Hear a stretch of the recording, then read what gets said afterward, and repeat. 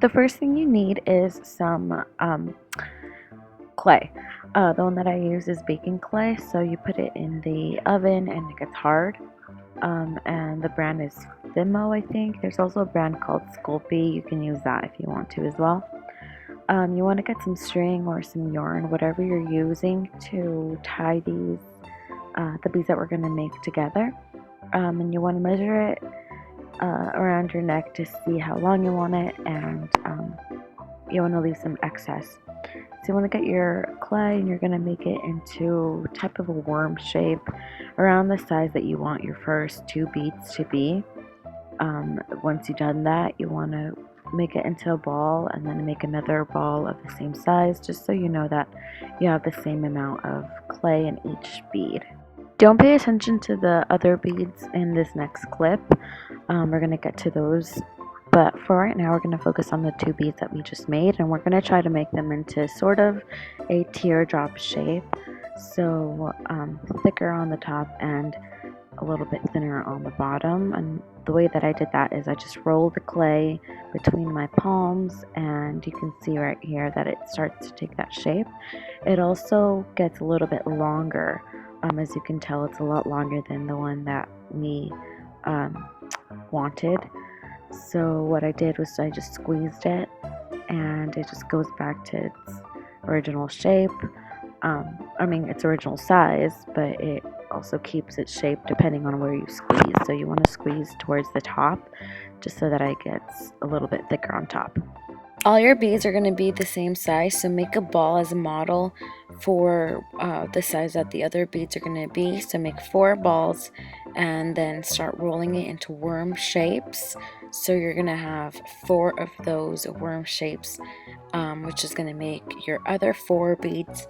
So in total, your necklace has 6 beads. So this is what mine looks like so far. And now I'm just going to start shaping the beads into the Pocahontas like shapes. So what I did is I got my first bead and I started flattening it out. I got my X-acto knife and used it as a rolling pin just to make it a little flatter. You can make anything that is a cylinder to do this. And you can see it's a lot more flat. I'm going to take my X-acto knife again and use it as an edge, a straight edge. You can use a ruler, anything that has a straight edge basically, to make those edges very straight. And then I got another pin just to make it straight on both sides. And once you get your desired shape, you move on to the next bead. The next bead on the first pair of beads. And as you can tell, it kept its shape, so it's smaller on the bottom and a little thicker on the top. Once you're done molding the first 2 beads,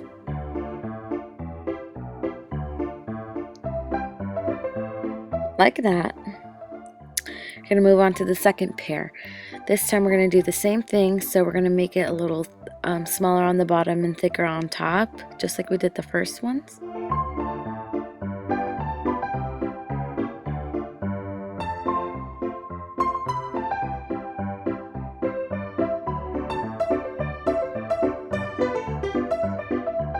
And also using your other noodle shapes to measure it, to make sure that it stays the same size. And as you can tell, I flip them up so the smaller part is pointing up this time. So flatten up your other beads, your third set of beads, and those beads didn't really have too much shape, so all I did was just flatten them out and make the straight edge. And this is what it's going to look like right now. So now I'm just cutting the tops of my first beads because I want them to be straight and at an angle. I'm going to put the first bead on top of the second bead and cut that, so when I flip the second bead over, it makes sort of that angle. And I'm going to do that the same thing to the other side. If you look at any Pocahontas necklace, it's not a straight necklace. It has angles to it, and I think that's something that I wanted to capture. So the third set of beads were a little bit too thick. It didn't flow very well since the top of the second set was a lot more thinner. So I just cut a little bit on the sides to make it flow a little bit better, as you can tell. So to string these beads, you want to take a toothpick. It doesn't have to be a very long toothpick, but you want to make sure that it's long enough to fit through at least half of the bead. So you want to grab your bead and have a good grip on it. You don't want to squish it because then that will distort the shape that you just made. So with your other hand, instead of pushing the toothpick into the bead, you want to slightly twist it, and this will help you create a better hole. So you want to stick your toothpick as far as you can, and you'll know that it's ready when you're able to pull it out and push it back in with ease.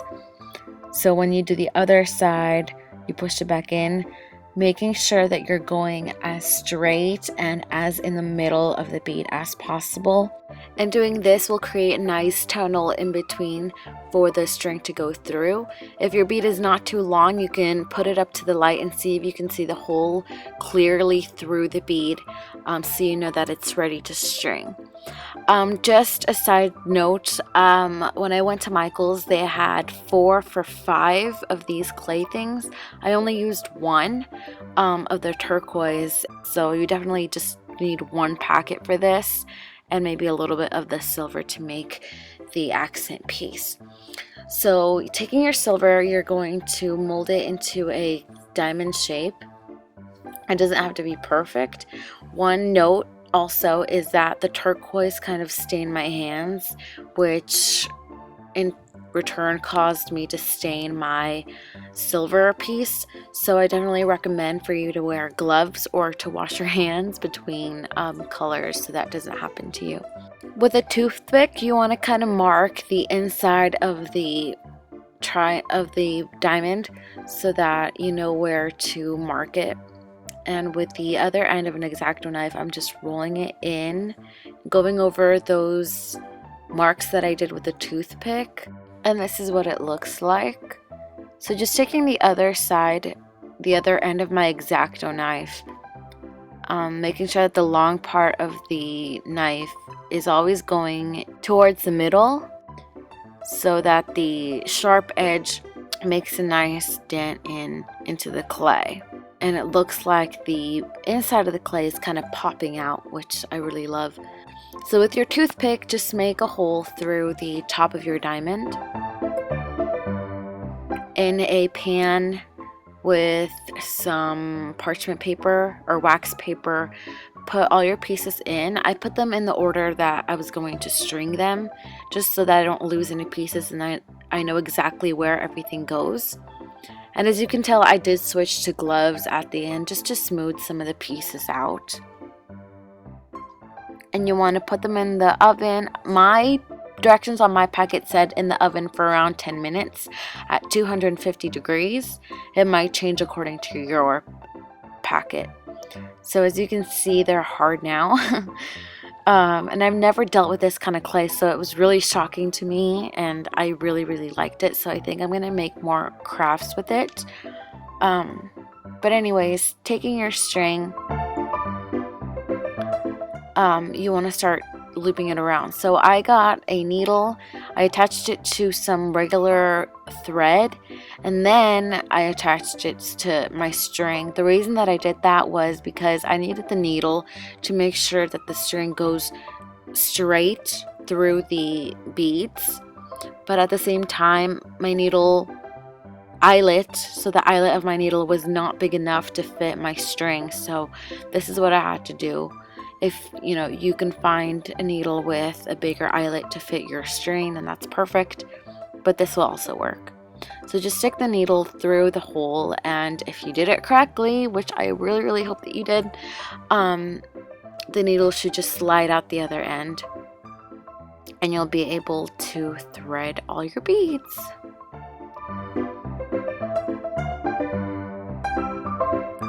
I did have an instance where the needle didn't really go through the bead. So I just had to really work it in. I pushed it into the other end with the toothpick, and that worked. But it's really all into the pre-baking. Really make sure that all of your beads, all of your holes are nice before you bake it. It's going to help a lot. So here I'm just showing you if there's anything that you don't like about your beads once they've already been baked, you can go back and cut some pieces out, but they're going to be really hard to cut, and they're going to leave really sharp edges, which is fine if it's not something that you really need to work at. But if it's some minor details, like for example here, I thought that the angle was too much, so I kind of want to reduce that angle, and I cut some of that out. So I cut it out, and then I tried to smooth the edges out with the X-acto knife, like so. So if it's stuff like that, I think it's fine. If not, then make sure that your pieces are the way that you want them before you bake them. So using this Sculpey glaze, I just put 2 coats on them. So I put one coat, let it dry for 30 seconds, and then put the other coat, and then let that dry for 24 hours because that's what the directions said to do. And that's what my pieces look like when they were drying. And that's it. That's all you have to do for this tutorial. It was super easy, and it was just really fun. I thought that it was a lot better than buying beads, especially because I wanted it to look like the necklace that she has in the Disney pictures, and I was really happy with it. Here I'll show you the only picture that I have of me wearing the necklace, and I was really happy with it. So yeah, please feel free to try it out and have a beautiful rest of the week.